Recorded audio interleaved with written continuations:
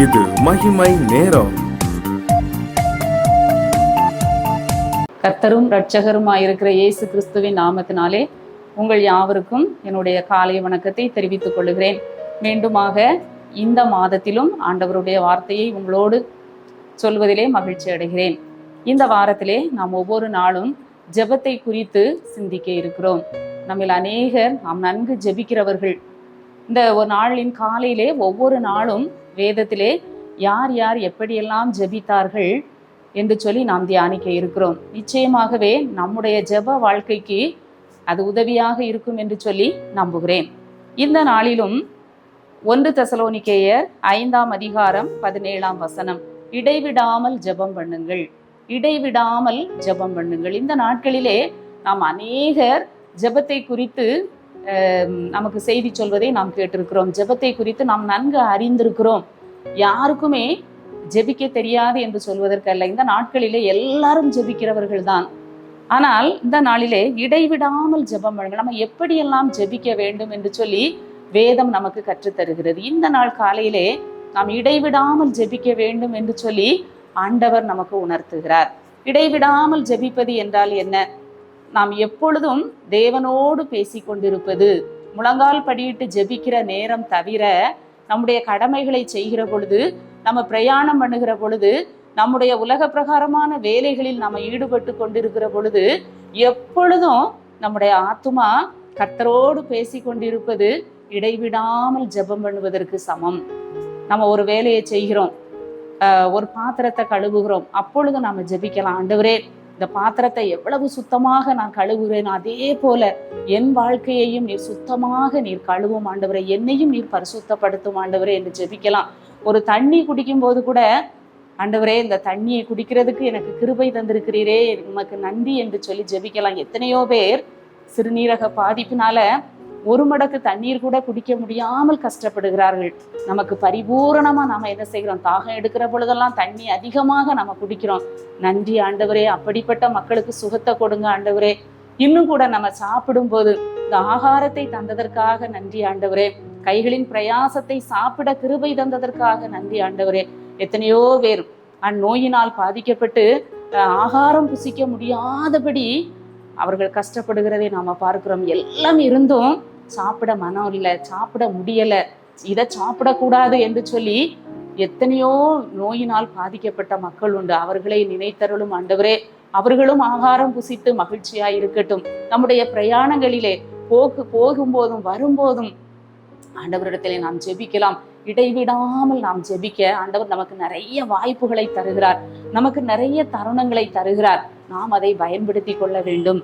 வேதத்திலே நாம பார்க்கிற பொழுது நம்ம கொர்நேலியுவை குறித்து பார்க்கிறோம். அந்த கொர்நேலியு எப்படிப்பட்ட ஒரு தேவ மனிதன் என்று சொல்லி நாம பார்க்கிற பொழுது அப்போஸ்தலர் 10ஆம் அதிகாரம் 2ஆம் வசனத்திலே நாம பார்க்கிறோம். கொர்நேலியு என்று சொல்லக்கூடிய அந்த மனிதர் தேவ பக்தி உள்ளவரும் தன் வீட்டார் அனைவரோடும் தேவனுக்கு பயந்தவனுமாயிருந்து ஜனங்களுக்கு மிகுந்த தர்மங்களை செய்து எப்பொழுதும் தேவனை நோக்கி ஜெபம் பண்ணி கொண்டிருந்தான். அந்த கொர்நேலியு ஒரு பெரிய அதிகாரி, பெரிய பொறுப்புல உள்ளவர், 100க்கு அதிபதி. அவர் பெரிய பொறுப்புல இருந்தாலும், அவர் ஒரு முழு நேர ஊழியக்காரராக இல்லாவிட்டாலும், அவருக்கு உலக பிரகாரமான கடமைகள், பணிகள், வேலைகள் எல்லாம் இருந்தாலும் அவர் என்ன செய்தார்? எப்பொழுதும் தேவனை நோக்கி ஜெபம் பண்ணி கொண்டிருந்தார். அந்த ஜெபத்தை ஆண்டவர் கேட்டார். நம்ம அடுத்த வசனத்திலே பார்க்கிறோம், உன் ஜெபங்களும் உன் தர்மங்களும் தேவனுக்கு நினைப்பூட்டுதலாக அவர் சந்நிதியில் வந்து எட்டி இருக்கிறது. நிச்சயமாக நாம் இடைவிடாமல் தேவ சமூகத்திலே ஏறெடுக்கிற விண்ணப்பங்கள் தேவ சமூகத்திலே போய் எட்டும் என்பதிலே சந்தேகம் இல்லை. இன்னும் கூட நாம பார்க்கிறோம், தானியேலை குறித்து நாம பார்க்கிறோம். தானியேல் பெரிய அந்த பாபிலோன் மாகாணத்திலே ராஜாவுக்கு அடுத்த பிரதம மந்திரி பதவியிலே இருந்தவர். அவருக்கும் அநேக பொறுப்புகள், கடமைகள், வேலை என்று நிறைய அவருக்கு இருந்தாலும் அந்த தானியேல் எப்படிப்பட்டவர்? அவர் என்ன செய்தார்? தினம் 3 வேளை தேவனுக்கு முன்பாக முழங்கால் படியிட்டு அவர் ஸ்தோத்திரம் பண்ணி அவர் ஜெபித்தார் என்று சொல்லி நாம பார்க்கிறோம். அந்த ராஜா சொல்லுகிற பொழுது, நீ இடைவிடாமல் ஆராதிக்கிற உன் தேவன் உன்னை தப்புவிக்க வல்லவராய் இருந்தாரா? ஒருவேளை எங்களுக்கு நிறைய கடமை இருக்கு, பொறுப்பு இருக்கு, ஜெபிக்க நேரம் இல்லை என்று சொல்லி சொல்லவே முடியாது. எவ்வளவு பெரிய அதிகாரிகள் பதவியில இருக்கிறவங்க, 100க்கு அதிபதி, இன்னும் கூட பெரிய பிரதம மந்திரிகள் கூட, அந்த தானியேல் கூட பெரிய ஸ்தானத்துல இருந்தாலும் இடைவிடாமல் ஜெபித்தார்கள் என்று சொல்லி நாம பார்க்கிறோம். இடைவிடாமல் நாம ஜெபிக்க வேண்டிய எத்தனையோ காரியங்கள் இருக்கிறது. நம்ம கண்களால் பார்க்கிற எத்தனையோ தீமைகளை நாம பார்க்கிறோம்.